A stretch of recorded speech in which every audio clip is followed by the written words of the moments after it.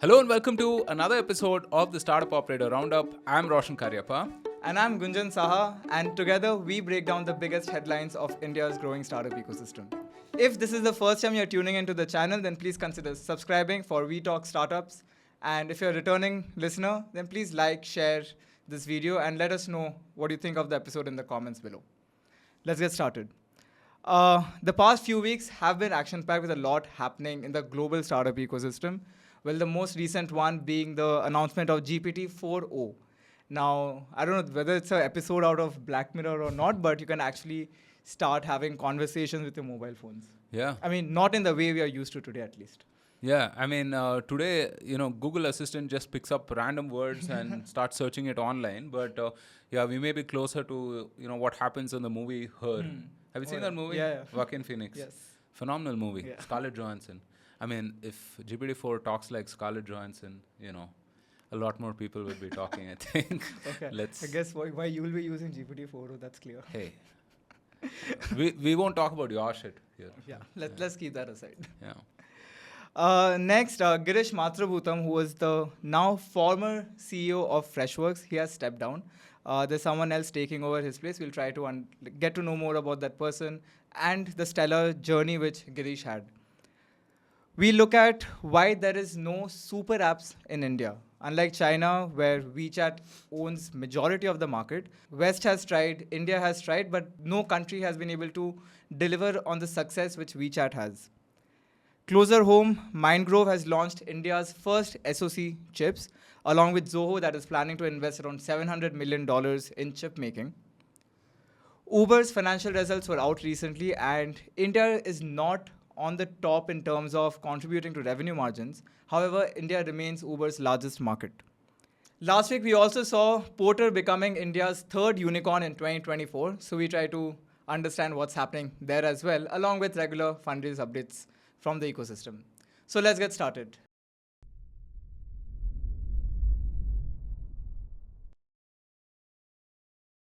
But before that, I think, Roshan, we have to address what's happening. Yeah, I mean, we've taken a 2-week break. I'll talk about that later. But I'm very excited about the RCB CSK match today. Right? I mean, Dhoni and Kohli fans are at it. I see the roads full of jerseys and whatnot.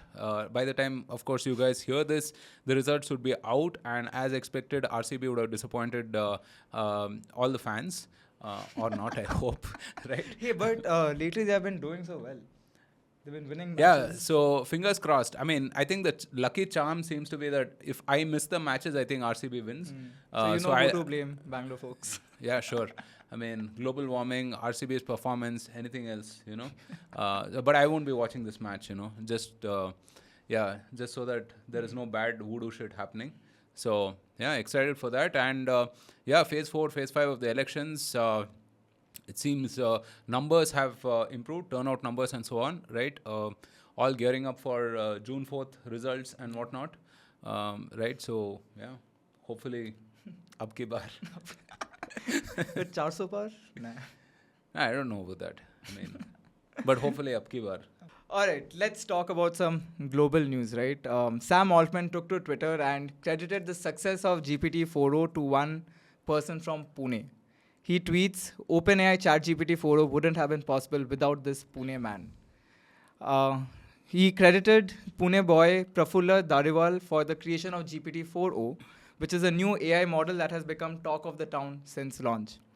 For those who are interested, Prafulla has scored 330 out of 360 in the joint entrance exam, which is JEE Mains, and 295 out of 300 in physics, chemistry, mathematics group in class 12. Wow, how much did he get in his class 7 physics paper or something?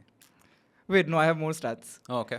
He pursued bachelor's in computer science along with mathematics at MIT, graduated in 2017 with a perfect GPA of 5 out of 5. Wow. Now, I don't know whether he's single, but, maybe some of our followers can get that information for themselves. But anyway, if you missed out the launch of the product, here's a quick preview of what GPT 4.0 is. Hey, how's it going? Hey there. It's going great. How about you? I see you're rocking an OpenAI hoodie. Nice choice. What's up with that ceiling, though? Are you in a cool industry-style office or something? Well, can you take a guess at what I might be doing based on what I'm showing you here? From what I can see, it looks like you're in some kind of recording or production setup. With those lights, tripods, and possibly a mic, it seems like you might be gearing up to shoot a video or maybe even a live stream. Yeah. Roshan, you mentioned that this is similar to her, right? And we have been having these doomsday conversations where people actually start dating their mobile phones. Right. Do you think this is going to happen now? See, it's going to have social consequences for sure, right? I mean, today we are so intimately connected with our mobile phones and the internet, so much so that it's such a arduous thing for us to not be plugged in all the time, you know. People are, in fact, investing in the reverse and trying to reduce screen time and whatnot. I saw just a couple of use cases, one of them real-time translation, which is fantastic, right? I mean, Google had some of this earlier, but it was a very, primitive kind of version. I've used it in Japan, right? But this real-time sort of conversation is absolutely amazing, right? So let's assume that you're talking to someone who speaks Japanese, and you only need to tell GPT that, hey, translate whatever you hear in English to Japanese and vice versa, and it's able to do that so seamlessly that you can have a nice conversation with this person, right? So this, I think, opens up a world of possibilities for sure, right? Sam has earlier said, don't build wrappers around this, right? I mean, work on something fundamental or not, use AI as a capability and as a mode of delivery on some of the stuff that you do, right? So it's going to be interesting for sure, right? I mean, really, the possibilities are seemingly endless at this point. Yeah. Also, after the preview of GPT-4o, the Duolingo stocks came crashing down. Yeah. So, of course, there's going to be some sort of disruption in the market. Yeah, translation services, language services, a lot of that stuff is going to get massively impacted for sure, right? And shout out to our boy from Pune, right? I mean, seriously, man, the guy is one of those whiz kids, right? And it's unfortunate that we keep losing these kind of folks to the US. He cracked his JE here, but chose MIT. Right. Hopefully, that situation recedes a little bit, right, and we have more of these folks staying back and have not good. I mean, great opportunities in India for these types of folks, right? My friend Rajiv Mantri had a post, kind of very sarcastically saying that it's 2035 and, this similar situation happening, and we're all very proud about how we're exporting Indian talent. But I really hope we get to a point where we're able to retain some of these folks. I do know that a lot of them are trying to come back and build stuff here, which is great news. But we need to retain our best and brightest, and for that, our R&D has to really catch up for sure. But I mean, the situation is definitely improving. Both state governments and central governments are initiating a lot of projects, policy changes to develop the R&D base in India. Yeah. But talking about, Indians taking the global center stage, Girish Matrubhutam, right? He started The man, the myth, the legend. So Girish Matrubhutam started Freshworks, and that became the first Indian SaaS startup to list in NASDAQ. But earlier on May 1st, he announced that he's stepping down as the CEO of the company and will transition into the role of an executive chairman. The company's president, Dennis Woodside, will take over the role as CEO. Girish has spent almost 14 years building Freshworks from a tiny startup in Chennai and scaled it to become a global SaaS player. He steered Freshworks through the IPO in NASDAQ in 2021. And as I mentioned, it was the first startup in NASDAQ. So it's a stellar journey. Yeah. He's not only built Freshworks, but also contributed immensely in shaping the Indian startup ecosystem. I think for sure, I mean, if you were to list like the top 3 or 4 folks who've impacted SaaS in India, I think Girish would probably rank in that list easily, right? On anybody's list, I would say. Look, I've often made the point that over the last 20, 30 years, we've learned how to do the engineering and the product aspects of things. Today, I mean, if you take a Freshworks or a ChargeBee or a Waymo or any other product, I mean, I think it is world class. You won't find a difference. And in fact, I mean, routinely we top these charts on G2 and elsewhere, right? Gartner, Forrester, etc. And this next journey for us over the next 5, 10, 15 years will be to sell and market, right? And COVID was an inflection point. We all could hop on a Zoom call and talk to someone in Texas or New York or SF. So it's certainly opened up that possibility. But we really need awesome brands out of India, right? And brand building will happen, slowly, I feel, right?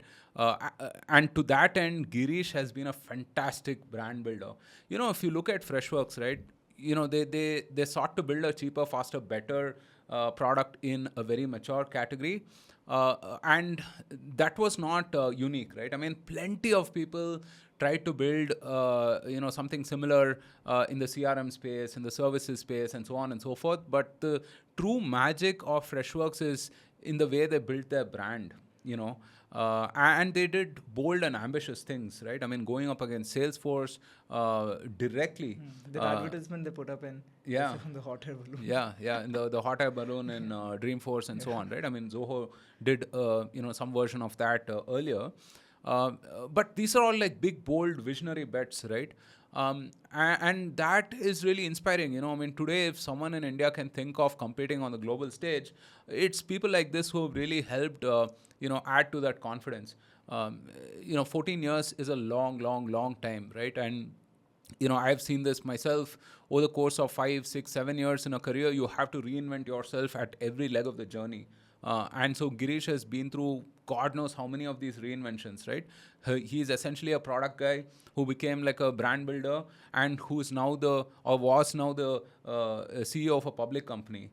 But at some point, I think, priorities matter, and he's probably stepped back to focus on some other stuff.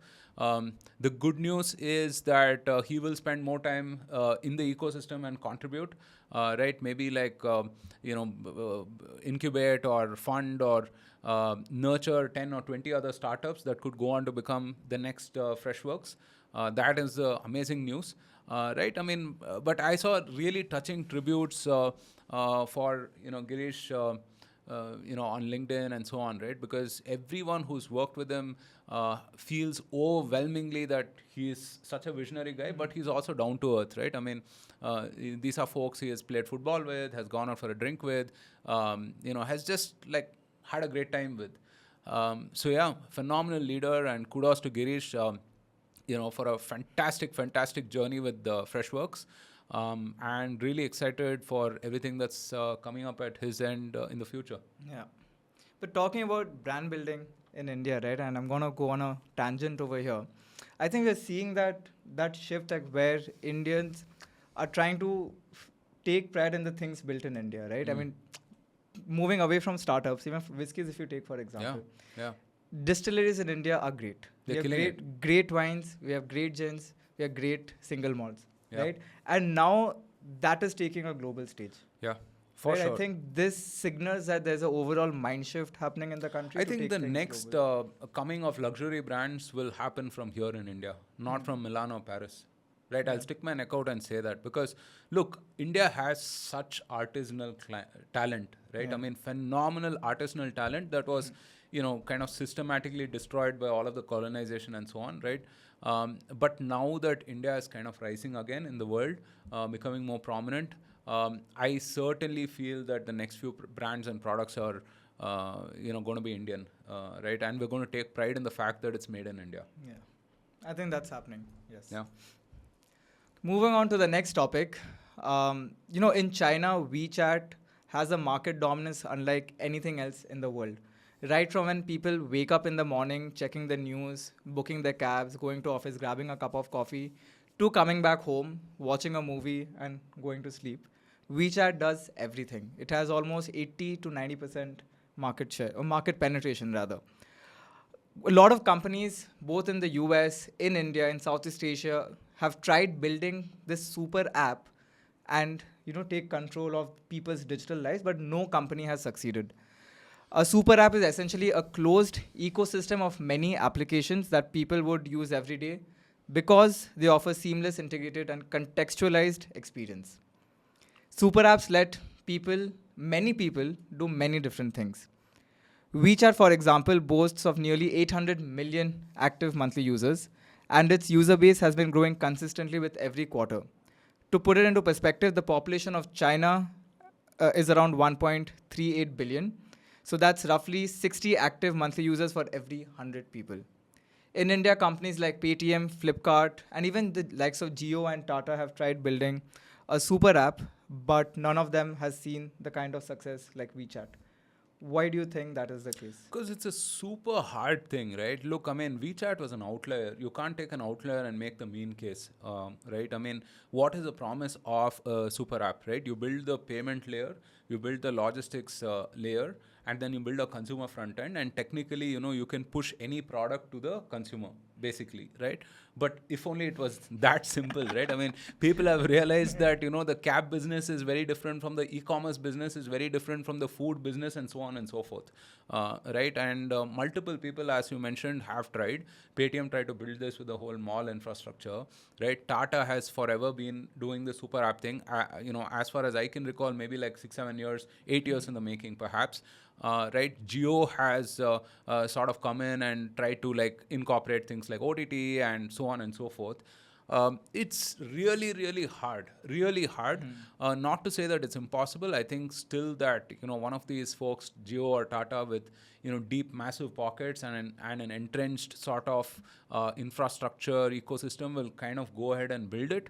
But it's not something that your average consumer internet company can build, right? I mean, 2014, 2015, you guys should have been there, right? I mean, it's everyone pretty much raised money on the promise of this, right? That hey, we have 20 or 30 million users. This will grow to the next 100 million or so, and then we will push all kinds of products and services to our users, but that hasn't happened, right? I mean, we've seen that fail over the last 10 years. Yeah, I mean, it's hard, man. I mean, it's really, really hard. These are very different businesses. It's a classic case of how things look simple on paper, but when you actually get down to it, I mean, it's insanely complex. But also capturing that sort of market share and being that entrenched in the day-to-day lives of people, I'm sure there's a regulatory or an antitrust angle to it. For sure, right? I mean, see, look, China ecosystem again is very, very different, right? All of these companies, whether it's Tencent, ByteDance, etc., are absolutely have to be in bed with the Communist Party there, right? They won't be able to operate otherwise, right? In India, of course, I mean, it's different, right? We don't have those kind of things. But even in places like Southeast Asia, right, where technically, I mean, Gojek was the super app, right? Yeah. Gojek, Tokopedia, if you guys remember, Grab, right? I mean, these guys did try to build it, but hasn't scaled to that level, so it's just very, very hard, very hard. You need like deep, deep pockets, and you need the sort of infrastructure ecosystem to kind of support like a 10-15 year journey. WeChat is old, right? WeChat is not a new one, right? I mean, it's been a long time in the making, right? But I don't think it's anything to sort of crib about from a consumer perspective, right? Because I mean, today, think about the number of payment options that we have, right? And I mean, of course, the phenomenal UPI infrastructure that we have, right? I think choice is always good in these matters. Yeah, there's some amount of, economies of scale and streamlining and everything that will help. Like I pay all my bills via Google Pay, and I would love to do that, right? And not have 3 or 4, 5 different platforms to do that. Similarly, I would love all of the other stuff to be on one platform as well. But it's good to have choice. Really good to have choice as a consumer, right? Yeah. Yeah. No, I think that's important, right? You never know like where one thing may break. Yeah, I mean, if that biryani is like is taking 30 minutes more on Swiggy, you might want to order it on Zomato, right? Or vice versa. No, who was that comedian who came to perform in India, right? Russell Peters. Not Russell Peters, some bigger guy. It was happening near Manyata Tech Park. What was an abandoned cement factory apparently, and everything was like QR code. Yeah. But the problem was internet was not working over there, and people were like stuck. Yeah, don't solve a problem that doesn't exist, basically. Okay, while the focus in the Indian ecosystem is not to build a super app currently, a lot of companies are focusing on semiconductors and chip making.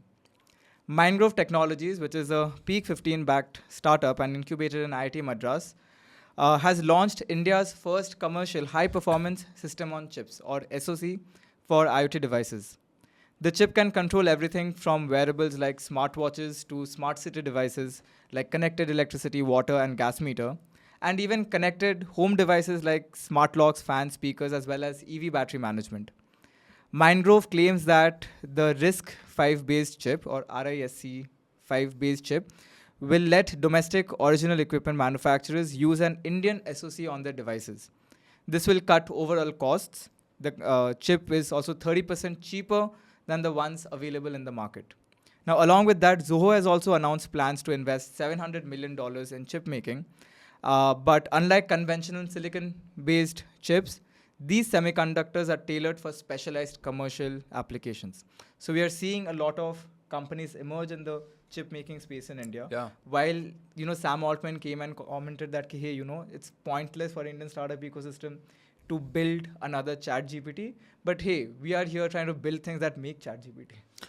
Yeah, cool. It's, if you asked me about 5 years back, right? I had this idea that people will start innovating at the infrastructure level, right? Which is at the cloud level.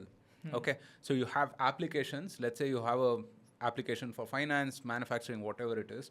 I thought all these SaaS guys will get pressure from the likes of AWS or Microsoft and so on, who will build a finance cloud, a manufacturing cloud, and so on and so forth, right? And perhaps offer 70-80% of the features that an application can provide, and then the rest, can be cobbled together, however, right? Either product or through an internal tech team.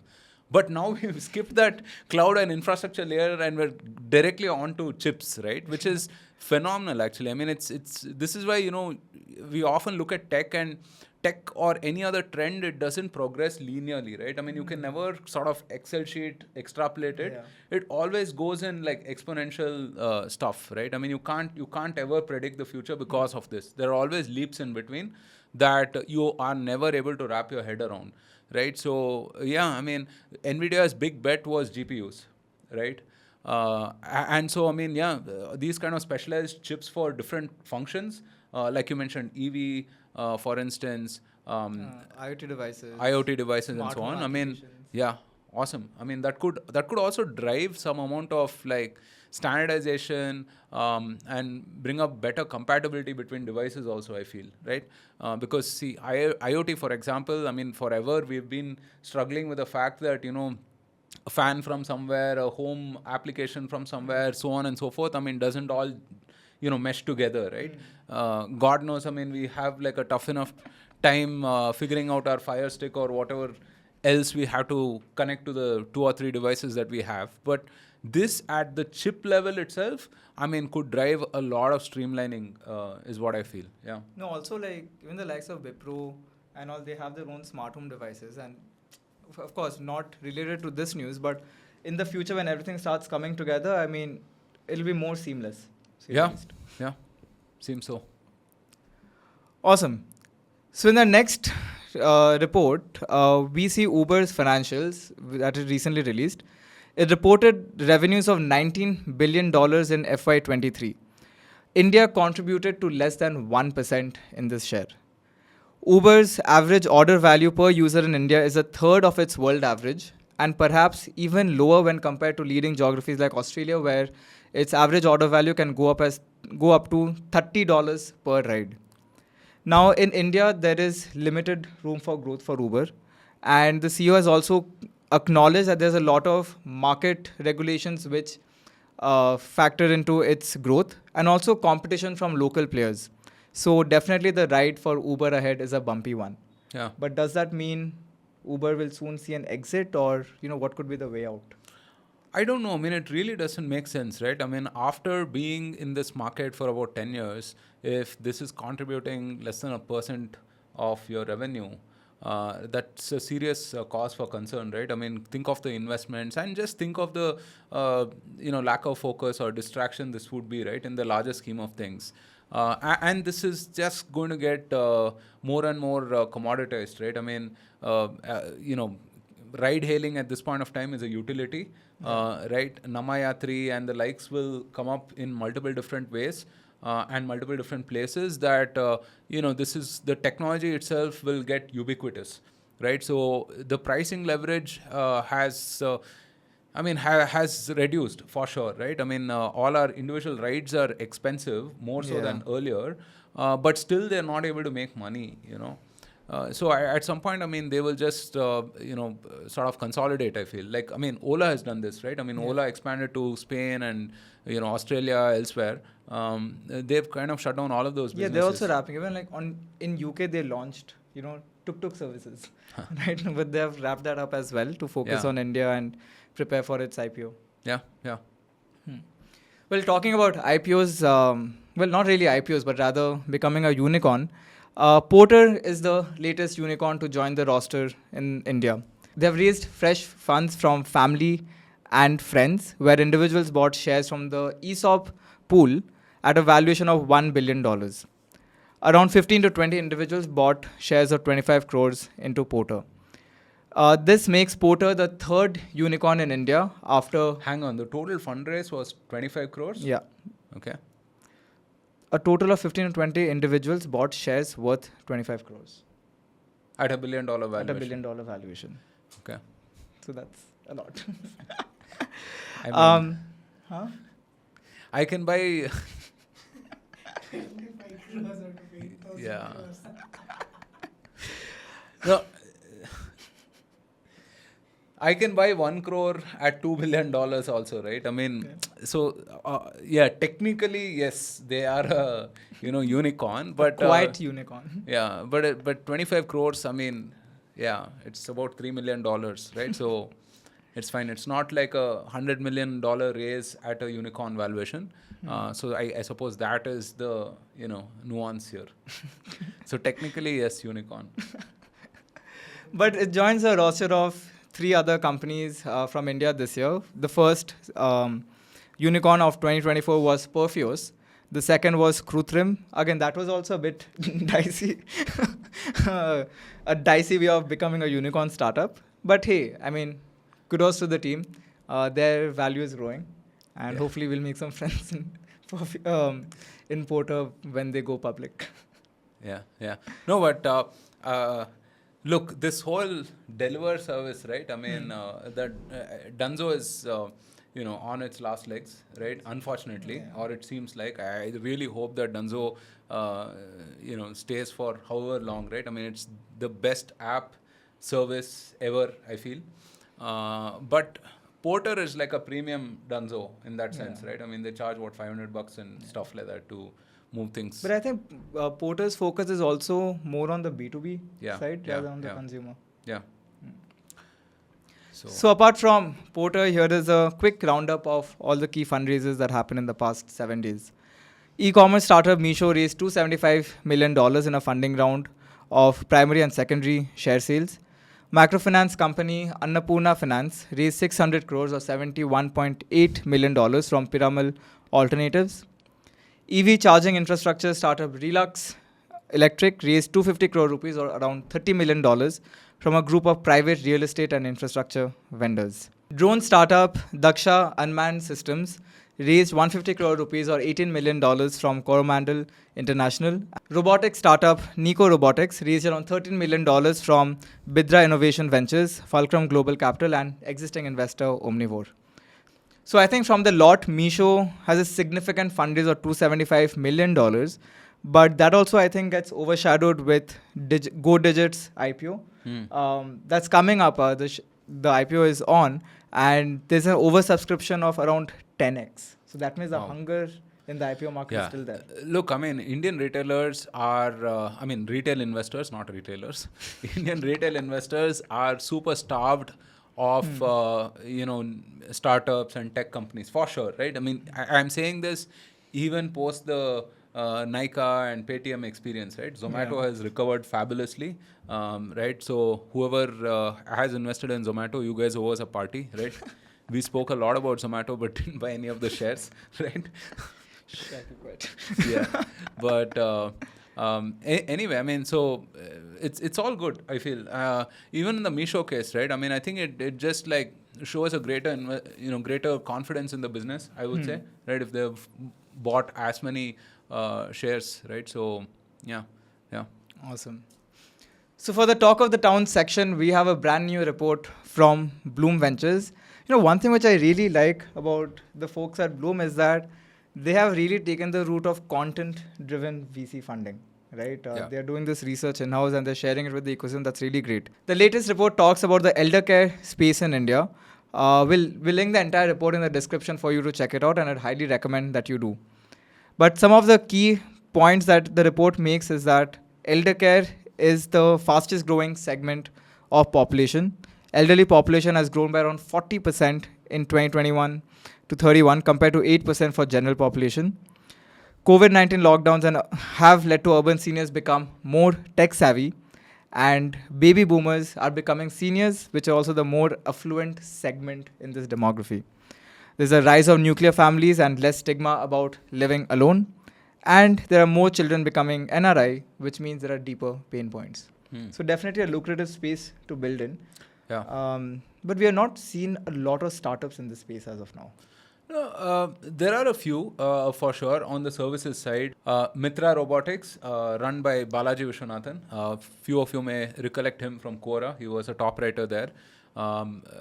Is also in this elder care segment, right? I mean, they have a robot which does a bunch of stuff, right? Look, we haven't really figured this problem out, right? I mean, obviously, nuclear families, a lot less support for folks who are aging, and so the answer is some sort of a technology / community living kind of thing, right? I mean, so I think this market for sure, is very, very lucrative, especially at India scale. So there are various domains also in which things can be built. Right? I mean, quality of life, which could be nutrition, convenience, personal care.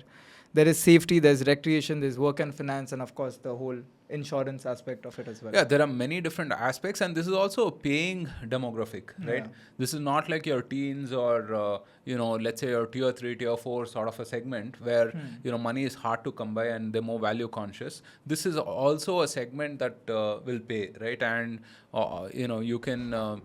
hate to say it, but you can guilt trip people to paying for their children and also their parents and whatnot, right? So it's a great segment to sort of look at, really. And just by personal experience, there are like a ton of problems to solve in this segment for sure. Folks, if anyone of you is building in this eldercare space, do reach out to us. We'd love to talk to you and understand more of how you're doing things. I guess that's it. Quick, not a very quick roundup, but it was fun doing this after a while. We hope you enjoyed this episode. Do let us know your thoughts in the comments, and if you have any opinions on any of the news that we discussed, please let us know. We'd love to hear them. Apart from that, like, share, subscribe to our channel, do all the good stuff. Please rate us on your favorite podcast platform, as that really helps more people like you discover our content. We'll be back again next week with more exciting news. Till then, keep following us on social media. Bye guys. Take care. Bye. See you. Have a great weekend or week ahead.